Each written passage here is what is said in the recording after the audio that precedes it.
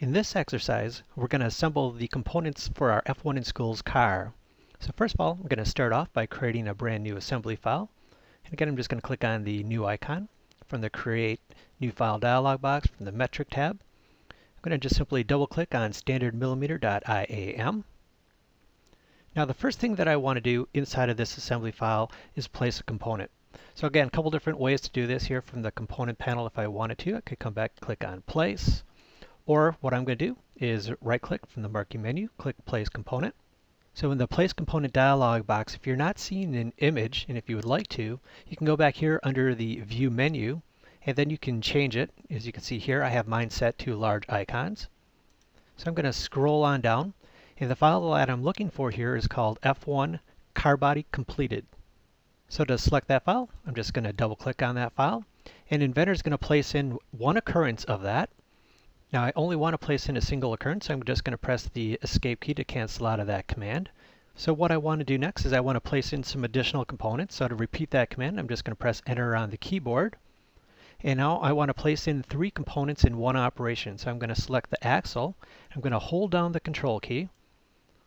And I'm also going to select on the retaining ring and the wheel.ipt. So with the Control key down, you can see I have all 3 of those files selected. Go ahead and click on Open. And I'm going to position an occurrence of each of those to the left and to the right of the car body. And again, right-click, either cancel or OK. We'll complete that command. So next what I need to do is drop in 2 more occurrences of the wheel. So instead of going back out to the Place Component command, I'm going to simply click and drag on one of the wheels from the browser and drag it back in. Now it doesn't matter which wheel I drop in because they're all pointing back to the exact same occurrence. So now I have my 4 wheels, the axle, and I have 2 of the retaining rings. Now if I click and drag on the car body, you'll see that I get the stick pin icon telling me that it is grounded. If you're working with Inventor 2014, the first component will not be grounded. So to ground that component, simply move your cursor over that car body. You would just do a right mouse click, and then from the menu, you would just click on Grounded. So the next thing that I want to do is I want to change my perspective. And again, a couple different ways to do this again. You could hold down the F4, you could go back and you could use the Free Orbit command, or you can just select on the View Cube vertices. And that's what I'm going to do here to change my perspective to look like this. Now what I'd like to do is I'm going to start to constrain some of these components here. So first of all, what you can do is you can move these components close together, zoom up on that. But now looking at this, of course, the wheel is black and it's really hard to see that. So what I want to do is I want to change the lighting style real quick. So I'm going to go back under the View tab, under the Appearance panel. I'm going to go under the 2 lights, click on Settings, and then under the Styles and Standards editor here, I'm just going to come back here and I'm just going to change where that light source is so I can see a little bit better. And I'm just going to also make it a little bit brighter so it'll be easier to see here inside of this video. So we'll go ahead and we'll save those changes. So now it's a lot easier to see the wheel here. So next what I want to do is start applying some assembly constraints. So an easy way to do that, simply right-click from the marquee menu, click on Constraint. And again, I'm going to get a little bit closer here, a little bit easier to see. And I'm going to place in a mate constraint. So the first one that we're going to do is we're going to take 2 planar faces. So I want to get the planar face on the extension, and then the planar face on that wheel. So as you can see, those 2 faces are now mated together here. Go ahead and click on Apply. And I'm going to just cancel that for a second here. I'm going to change my perspective. Now, with that wheel, I can click and drag, and you can see I can move that wheel back and forth or up and down, but it is going to stick inside of that plane. So again, I'm just going to alter the viewpoint here just a little bit more. And again, I'm going to start up the Constraint command. So right-click Constraint.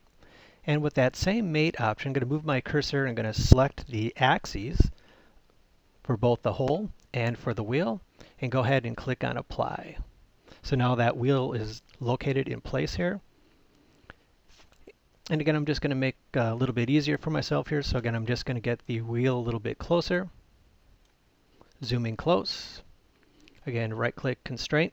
Shortcut letter C will also do this, by the way. So now, instead of doing what we did before by placing in a mate and a centerline constraint, we have another option that I want to use here. It's called Insert.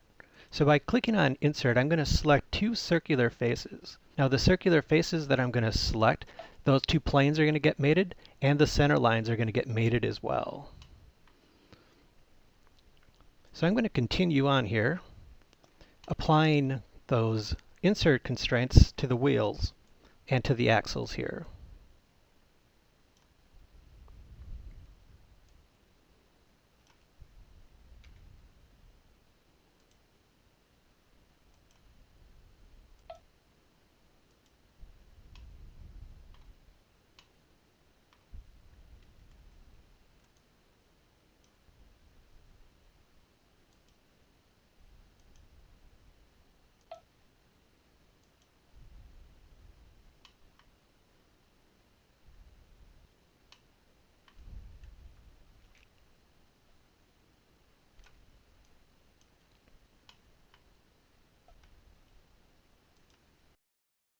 So one other option that I want to show here is I want to take the axle and I'm going to move it a little bit closer. But instead of always rotating the viewpoint around, we do have another option where we can go back and rotate components. So here under the Assemble tab, under the Position panel, I'm going to go ahead and I'm going to click on the Rotate Component command. Select on the axle, and I can rotate that so I can see the inside circular face that I'm looking for. And again, I'll get a little bit closer here. Again, start up the Constraint command. Again, go back to Insert. Now, it doesn't matter which circular edge I pick first, if it's on the wheel or on the axle. Just want to make sure I select the right circular edge. So again, the last thing that I want to do is we'll go back to the retaining rings. So again, I'm just going to move both of those a little bit closer so it's easier to see.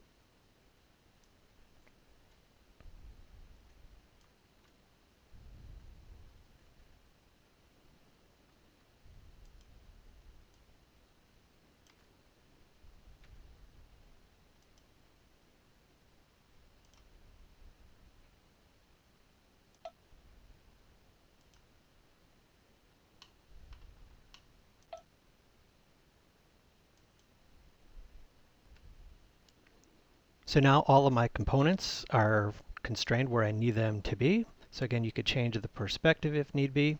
And the last thing that I want to do is I want to save this file, F1 Race Car Assembly. And then go ahead and click on Save. And I will close off the assembly. And this completes this exercise.